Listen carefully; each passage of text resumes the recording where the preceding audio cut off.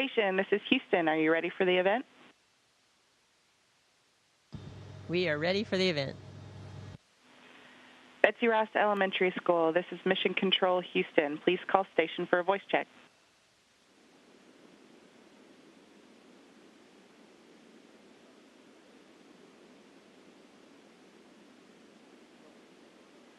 Station, this is Sarah Cordette, Betsy Ross Elementary School teacher here with the students. How do you hear me? We hear you loud and clear. How you guys doing?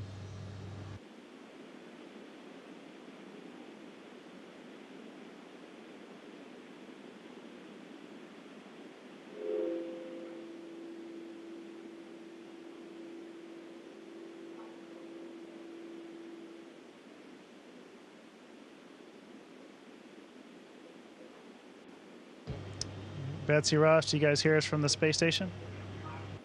Yes. Okay.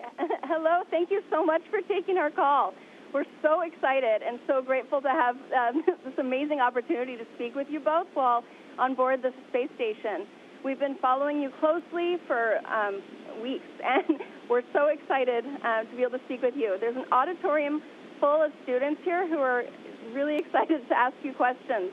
So we're going to go ahead and get started.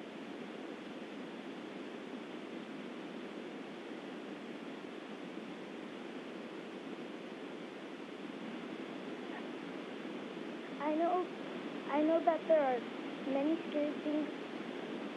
I know that there are many scary things in space, like darkness and no oxygen. What is the scariest thing about space for you? The question was... You're right. There are a lot of scary things in space. And the way we work around that, I think, like you said, vacuum, there could be a fire or a depressurization of the modules. And we practice, and what we are going to do in emergency, we know our roles and our responsibilities.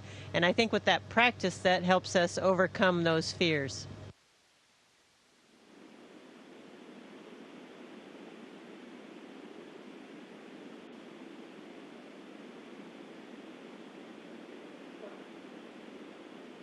Online, I've learned how astronauts use a spacesuit to survive during a spacewalk. If you were to re-engineer the spacesuit, what would you change and why? Very good question. That's a very hard problem. We've had engineers working on new spacesuits for us for many, many years, and hopefully they're getting close to a solution. I think I would just make it less bulky. It's really big and bulky right now.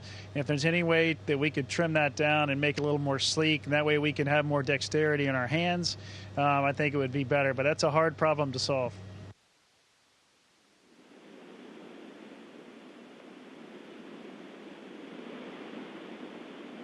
Soon you'll be the first two-time female commander of the space station. What do you think needs to happen to get more women into NASA? Well, you know what? I think we need more young ladies like yourself studying in science, math, and engineering, and really actually pursuing goals there, knowing that women can be in space and be astronauts and be engineers and technicians that can really solve interesting technical problems for NASA. So you need to study and get out there and help us out. Based on research, I know astronauts get some medical training, but I am curious what happens when there is a medical emergency that they are not equipped to handle. Good question. We're equipped to handle a lot of the situations that may come about. We all get trained in medical training. We're crew medical officers is what they call us, so we go through that training. But if there's something we can't handle, we always have mission control to talk to, and there's an actual doctor, or we call them flight surgeons, that will be there talking us through a procedure if we need their help.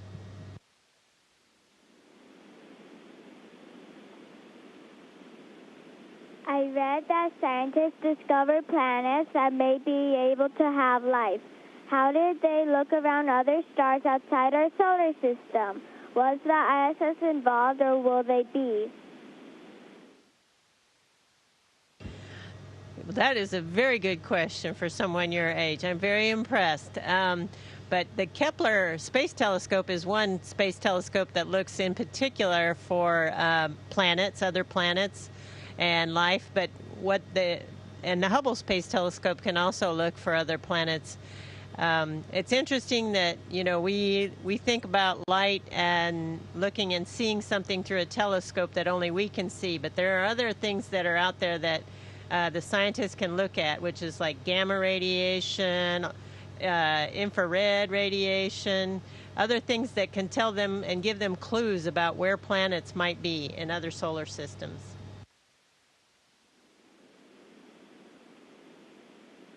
I read on the website that there are about 150 foods on board the ISS. How do you get all your nutrients from such few foods, and do you get tired of them? Great question. Food is always an important part of everybody's world, I guess. And same with us. Peggy's showing you a few of our choices here with a drink bag, a pouch of food, as well as a dehydrated food. We do have 150 or so, I think, and that is actually very good. It does give us a lot of variety so that we don't get bored with the same food over and over. And we're lucky enough to have Russian crewmates as well as French astronauts on this mission.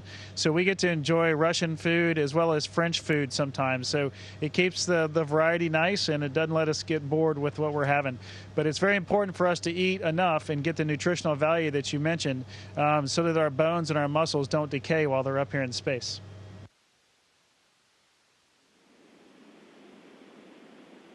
I learned the ISS is a place where astronauts from many different countries go. How do you all get along and communicate? That's a great question. This is the International Space Station, and we have 15 different countries represented from all over the world. And we have astronauts from all those different countries here at one time or another. Right now we have 3 Russians on board, 2 Americans, and 1 French astronaut. In general, we speak a lot of English, but it kind of depends on what we're working on. If we're working in the Soyuz, for instance, the Soyuz spacecraft that brings us up and takes us home from the space station, it's primarily Russian because it's a Russian-built vehicle and all the procedures and the displays are in Russian. So in general, I would say mostly in English, which is lucky for me because learning another language was very, very difficult.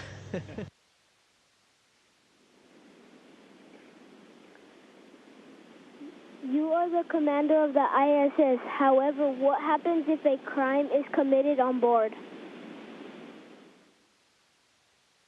Well, we try not to let that happen. It hasn't happened certainly in my 6 months up here. So, we obviously work together as teams before we come up here to make sure we don't have any issues with our, personality issues or things like that. We have to work together as a team. We're on a remote expedition, so we don't have any room for people doing things kind of on their own or against the rules or against the law. So we've been very fortunate on this mission to have great crewmates, and I have not had to worry about putting somebody in space jail.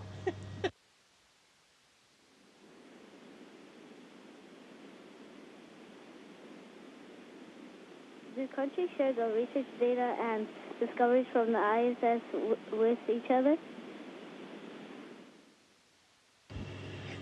Yes, actually, a lot of the countries are working together on different types of research. We have, for instance, the alpha magnetic spectrometer, which has, I think, on order of 15 countries from all over the world.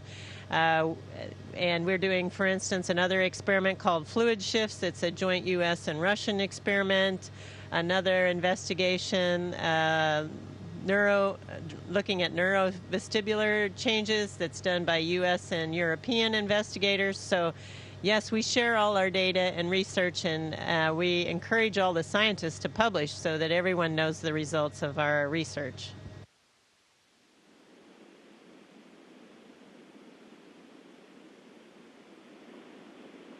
I know that astronauts have a super busy schedule. That schedule's on 5 minutes. How do you manage all the stuff you do from the moment you wake up to the moment you go to sleep?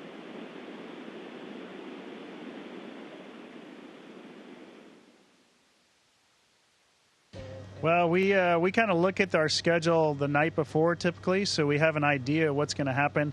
Sometimes overnight the schedule will change, but usually it's not drastically. So we have an idea. That way we can get it organized in our mind. Sometimes we'll even get the equipment out ahead of time to just make us more efficient. A lot of times during the day, we're not working together. We're working on different projects or different maintenance on the space station. But if we have free time, we'll go help each other out. And that obviously creates a great bond between our crew and just helps the whole efficiency of the space station. So even though we are scheduled down, to, like you said, about 5 minutes, every 5 minutes, we usually have plenty of time at the end of the day because we work very well together. And if all the equipment behaves, then we'll usually be done a little bit early.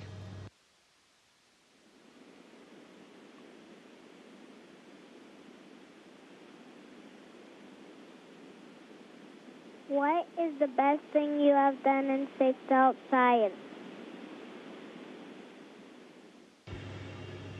Well, I think probably my biggest contribution is being able to help all the different scientists on Earth. There are over 270 investigations going on during our increment, and being able to assist in as many of those as possible is really important to me. But of course, personally, I like doing the hands-on research, particularly involving biomedical or biochemical sciences. Those to me are the most interesting because that's where my background and my training are in. But I really enjoy doing all of the different things.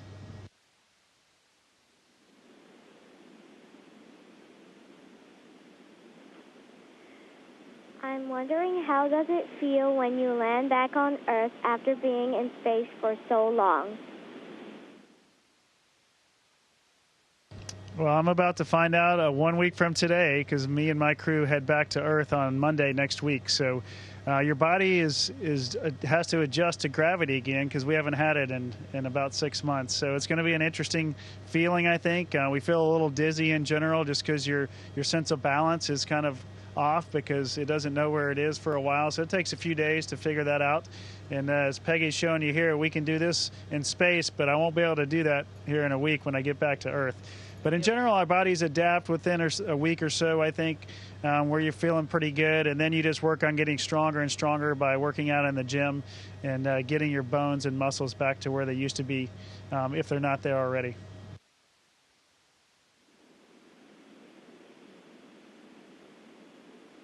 I am aware that there are many things floating in space, but how does the ISS detect if something is approaching the space station?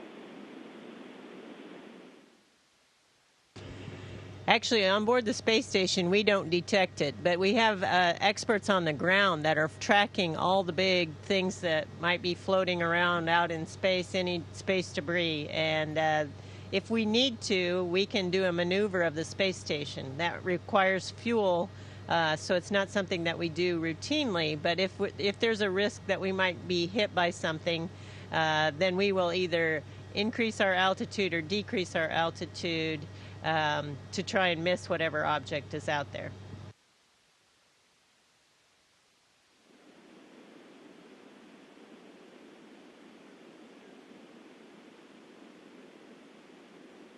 Through research, I found that the ISS has conducted studies and research about germs.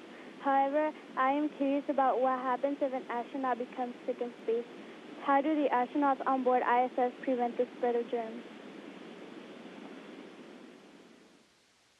That's a great question. And before we launch, we go into a thing called quarantine for about 2 weeks. And that's to keep us away from the general public so that we don't bring all these germs potentially up into space in this kind of small environment.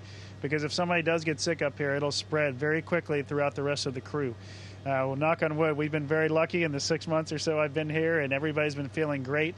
We do take precautions like you were asking about on keeping our hands clean and keeping our utensils clean. And our bodies clean in general so that we don't spread, unnecessary germs to other crew members.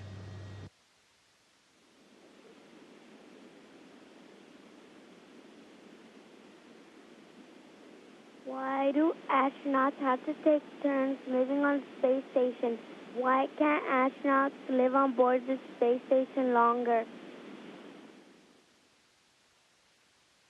Well, we could live on board the space station longer, but most of us actually want to get home and see our families eventually. So we do want to just get home and we want to share the experience with as many people as possible. So it's only fair that we should take turns and return home. But part of the reason that we're living up here for 6-month periods of time or a little more is to try and understand how our bodies react to being in space this long. Because when we go to Mars, maybe you guys in the future, when you're traveling to Mars, the research that we're doing on our bodies now will help us determine how to make you safer on your trip to Mars. Are you working on anything top secret that we can't know about yet? That's a good question. A lot of people think that, but no, everything, all these investigations and experiments we're working on that Peggy was talking about earlier, the scientists get all the data. We're not keeping anything from them or from anybody else. There was a day where there were some somewhat secret missions back in the early days of the space program, but not anymore. We like to share our data so that everybody on Earth can benefit.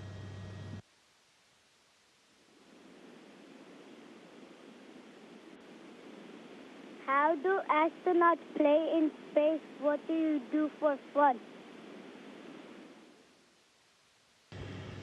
Actually, being able to take advantage of just being in zero gravity is a lot of fun. And so sometimes we do different tricks in space, actually even with food or just hanging out. We will go in all different directions because it's just easy to do. So just being here is actually a lot of fun experience. Oh, and look, we got another crew member coming through. Watch out. So everybody has fun up here, just being in zero gravity. We love to look out the window and take pictures of the beautiful Earth below. That's a lot of entertainment for us because it's just so unique. It's such a novel part of what we're doing up here. So that's probably one of the best pastimes we have.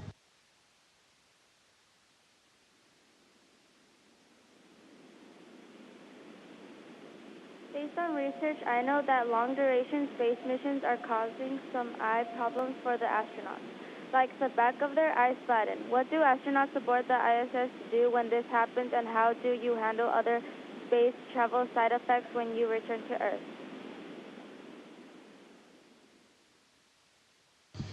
Yeah, there have been some cases, you're right. Thank goodness it's the minority of astronauts, and nobody on our crew has had these issues yet. But there, we do medical exams probably every month or every month and a half on our eyes to make sure that nothing's happening crazy. We do some ultrasound images of our eyes, just like a doctor would do on the ground. So we get to do that on each other and help each other out. And all that data gets into the ground for our doctors to analyze to make sure everything on our eyes look great. And potentially maybe we'll have some issues when we get back on the ground on Earth as well. And we have plenty of doctors that make sure they're there to help us get through whatever issues they are. The good part about the eye issues you've heard about is they do resolve once the crew member gets back on the ground after several months, so that's a good thing.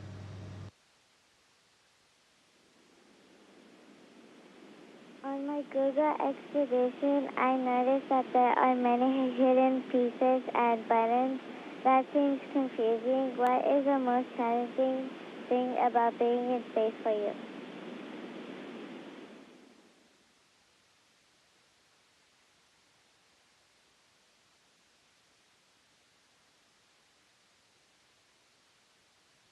I think probably the most challenging thing about being in space is probably just being away from family and friends for a long period of time. Luckily, we can talk to them on an internet protocol phone, so we're able to be up here for several months without feeling too isolated from them. But I think that's probably the biggest challenge of living up here.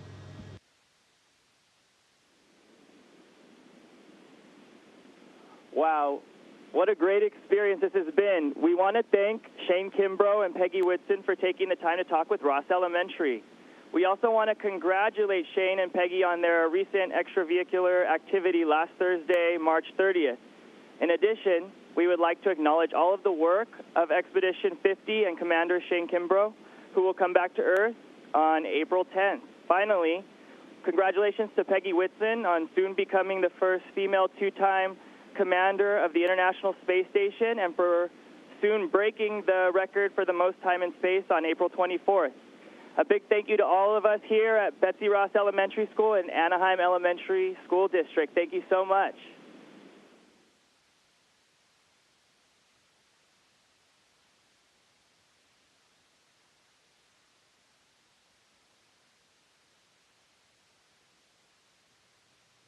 Station, this is Houston ACR. That concludes the event. Thank you to all participants and guests from Betsy Ross Elementary School. Station, we're now resuming operational audio communications.